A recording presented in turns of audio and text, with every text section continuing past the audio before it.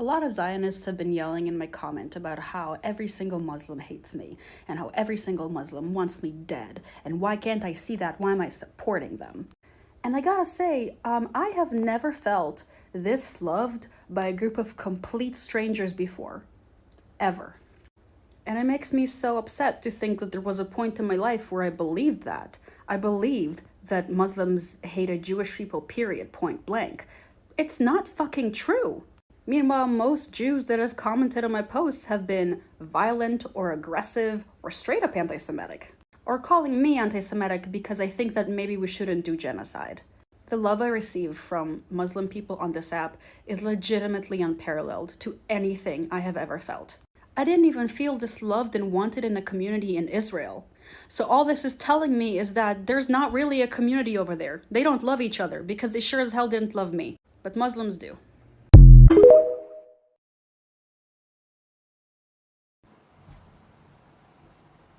I'm a Palestinian Christian who stands unequivocally, hand in hand, arm in arm, and side by side with my Palestinian Muslim sisters and brothers. But I am here to remind the world that Palestinian Christians exist.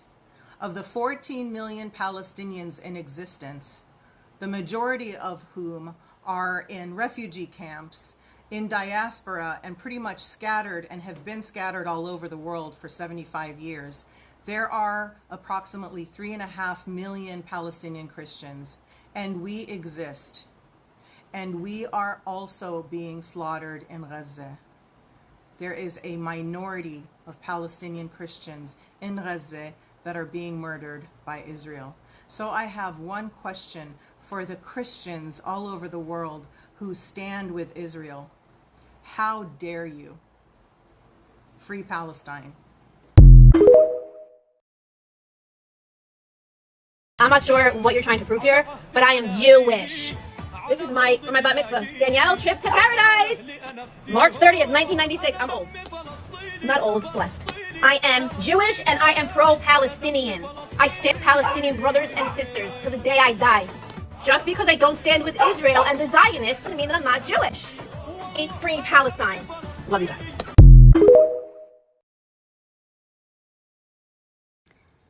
It's a genocide. I am a Jew telling you dead to your eyeballs, this is a genocide. Israel, they're colonizers. It's the colonized state of Israel. They're not even a real state. They're just straight up colonizing. They are Christopher Columbus.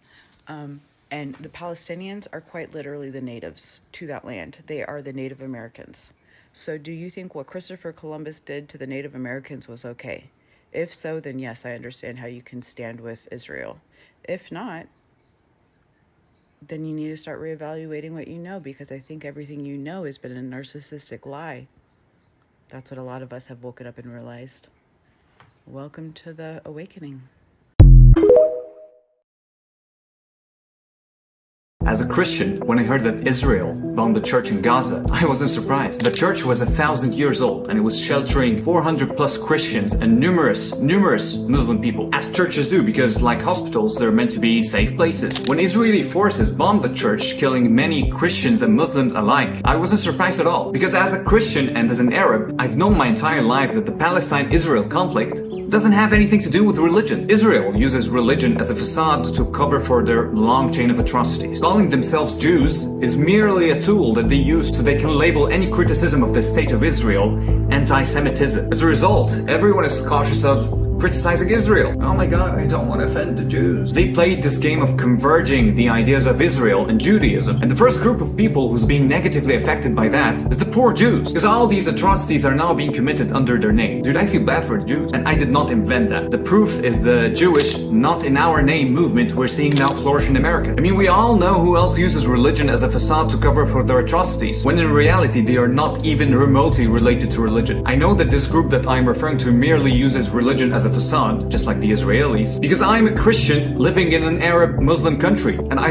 love living here. Do you want further evidence that the conflict doesn't have anything to do with religion? Well, I'm glad you do, because I have more. If Arabs and Palestinians were anti-Semites, which they aren't, then why would American and European police forces be silencing American and European Jews that speak peacefully for Palestine? Why would there be Jews denouncing Israel in the first place if this whole thing was like Muslims versus Jews, you know, as the propaganda media machines always claim? It's not Arabs or Muslims versus Jews. It's ethical humans versus unethical colonial Zionists. So let's just be real about who's the real evil here. Now, do I condemn Hamas for killing civilians? Yes, I do condemn Hamas for killing all the civilians. I do condemn the killings of any civilians that have nothing to do with conflict. But do I also condemn Israel? Yes, I do condemn Israel. If we just want to look before the 7th of October 2023, the IDF has been killing Palestinians en masse since 1948. You know, let's just think and Google, you know, how many Palestinians were killed since 1948 versus how many Israelis. But as Bassem said, you know, who's counting? And now carpet bombing and using white phosphorus on Gaza? I mean, come on. Now, I can't be happier seeing tons of Americans and Europeans opening their eyes and using platforms to speak courageously about this truth and inform their circle of influence. As always, you're exposing your government's dirty lies. You guys are honestly the best. In the name of Arabs, we thank you for spreading the truth and for fighting for what you believe is right. At the end of all this, all I'm really praying for is peace. Don't ask me how this peace is going to be achieved. I'm not an expert. I'm not even into politics. But I have placed all my faith in God to end this conflict and save everyone. I mean, we don't want any more deaths on either side. We just want people to be safe at their own homes. Free Palestine till Palestine is free.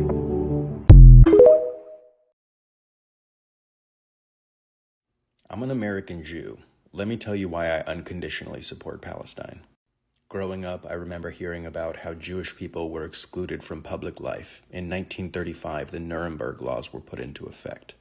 It stripped German Jews of their citizenship and their right to marry Germans. In 2018, the Israeli nation-state law was passed. It downgraded Arabic and established settling in the national interest.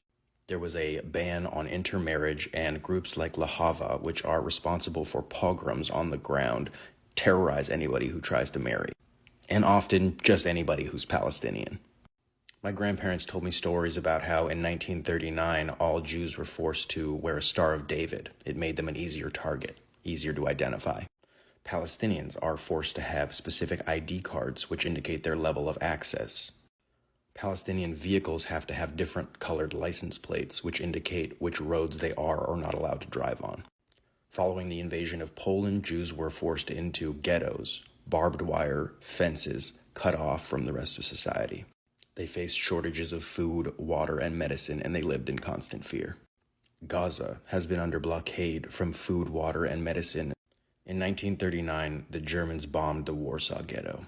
For the last 2 decades, the Israeli occupation has been relentlessly bombing the Gaza Strip, in a tactic that they refer to as mowing the lawn. All Jewish history is about rooting for the underdog. If you supported the Warsaw Ghetto uprising, then you understand oppressed people wanting to free themselves. Do you think the Maccabees are more aligned with the Palestinians or the Israeli occupation? I don't know about you guys, but I'm old enough to remember when Jews rooted for David and not Goliath. I'm appalled that our governor would spend millions and millions and millions of our tax dollars to go and try to save 50, 60 people from Israel, and at the same time not allow any Palestinian Americans to find refuge here. As a Christian, I follow Jesus, who is a Palestinian, who in my scriptures at the age of 2 had to flee because of the killing of innocent children. He fled to Egypt. He was a Palestinian refugee.